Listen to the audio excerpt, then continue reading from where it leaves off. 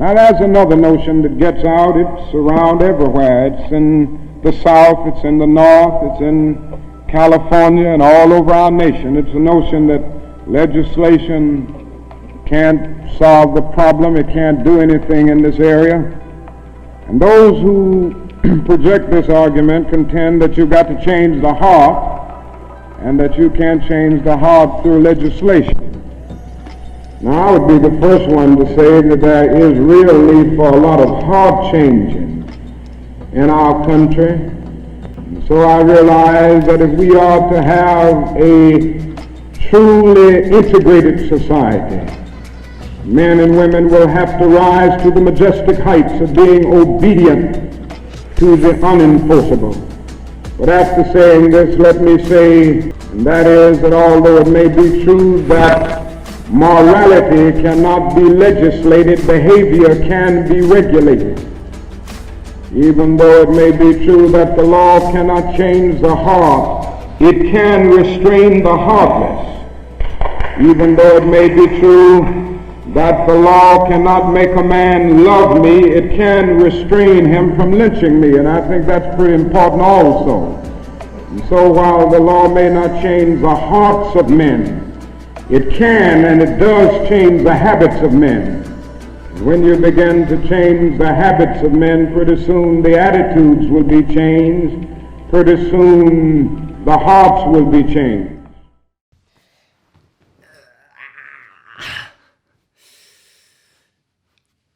What's up, y'all? It is January 18th, 2021.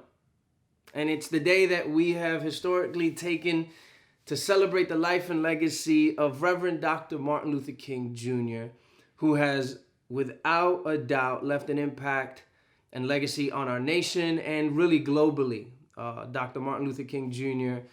has been an incredible example for justice and equity over the years, and his life has not only been a series of tweets and quotables, but really his life has lived up to those things that he preached and spoke about so passionately over the course of his life. Downtown will have to say, we can't stop this movement, and the only way to deal with it is to give these people what we owe them and what their God-given rights and their constitutional rights demand. Justice, equity, sacrifice, courage, right? Those are some of the themes that we think about when we think about the life of MLK. And how he's committed to living those out passionately, not just in the tweets and quotables that we often give him in this one day out of the entire year, but really this was his life. This is what he had committed to. This is what he had invited his family to. This is what his incredibly strong wife not only supported him in, but led in her own ways and showed her own courage. But unity is the theme that I've been thinking a lot about. That as I consider the life and legacy of Martin Luther King Jr., I think about this theme of unity, not only that he often preached, but that he fought for. And unity is that theme in MLK's life that is so powerful, but at the same time seems to be so manipulated, and sadly by many people of faith. And so I just have a few thoughts that as I've reflected on unity, I want to share with you guys on this day. From every mountainside, let freedom ring, and if America is to be a great nation, this must become true. So let freedom ring from the prodigious hilltops of New Hampshire. Let freedom ring from the mighty mountains of New York. Let freedom ring from the heightening Alleghanies of Pennsylvania. Let freedom ring from the snow-capped Rockies of Colorado. Let freedom ring from the curvaceous slopes of California. But not only that, let freedom ring from Stone Mountain of Georgia. Let freedom ring from Lookout Mountain of Tennessee.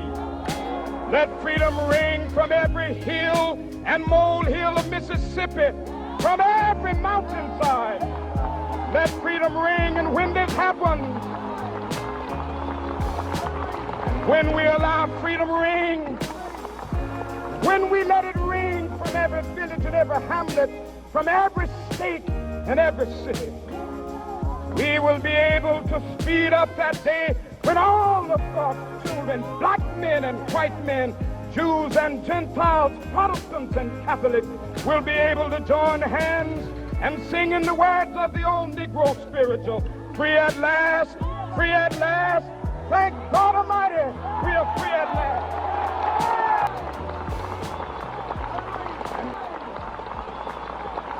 You know, it's one thing to quote really inspiring and compelling words by people like Martin Luther King Jr. But it's quite another thing to actually create space in your own life and in the world around you for those kinds of words and messaging to actually flourish. You know, Martin Luther King Jr. spoke quite a bit about our nation's obsession with itself. But even more so, I think that Martin Luther King spoke not only about our nation's obsession with itself, but also the violent measures that it would often take in order to protect who she thought she was. And yo, listen, if there's anything Martin Luther King Jr. has forced me to think about, it's this idea of unity. What is it truly? What are the costs to achieving it? And then, what are the cheap versions of it? Look, all of us want justice. All of us want unity. We want to feel like we belong to each other, like we're responsible for each other's flourishing, but not in a codependent kind of way, like in an interdependent kind of way. Like we're all moving as a human race toward this idea of deep satisfaction and deep flourishing. And I can feel confident that the person next to me is working toward that, not only for themselves, but for me. Martin Luther King was a huge proponent of this interconnectedness network he talked about. But I'm concerned sometimes that we rush unity just to say that we're going in that direction together. We can't rush unity. Unity, in fact, is very costly. It demands a lot from us. And it seems that the more we try to rush unity, the more we actually settle for a cheap version of it. If there's anything that I'm reflecting on as I celebrate the life and legacy of Martin Luther King Jr., it's his courage to remove himself from any pretense, from any pretending, that he spoke to this nation with a great amount of love and also with a great amount of clarity, to tell this nation exactly what she thought about herself and what she should be aiming for. America may be diverse, but it doesn't invite unity. What we've come to realize in the ways that she treats black and brown bodies is that she demands sameness.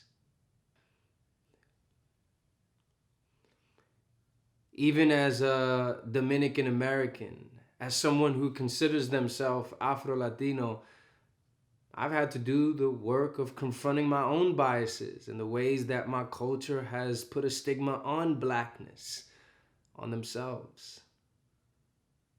Dr. Martin Luther King Jr. doesn't just challenge the white moderates, but I think he also challenges the brown moderates, those that remain silent about the abuse on blackness, the stigmas on blackness.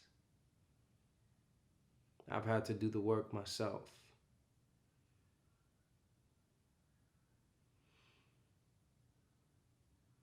You know, the more I think about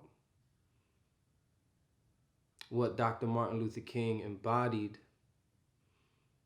what he championed, the more I begin to believe that true unity is not something that we establish, but rather something that we receive. And it makes me think about that passage in Ephesians where God calls us to walk in a manner worthy of our calling, the one that we received. And then he goes on to saying, make every effort to maintain the unity of the Spirit.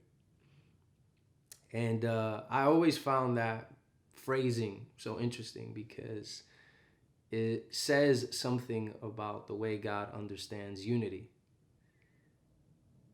He says, make every effort to maintain the unity of the Spirit. Unity to God is not something that we create, but rather something that we maintain.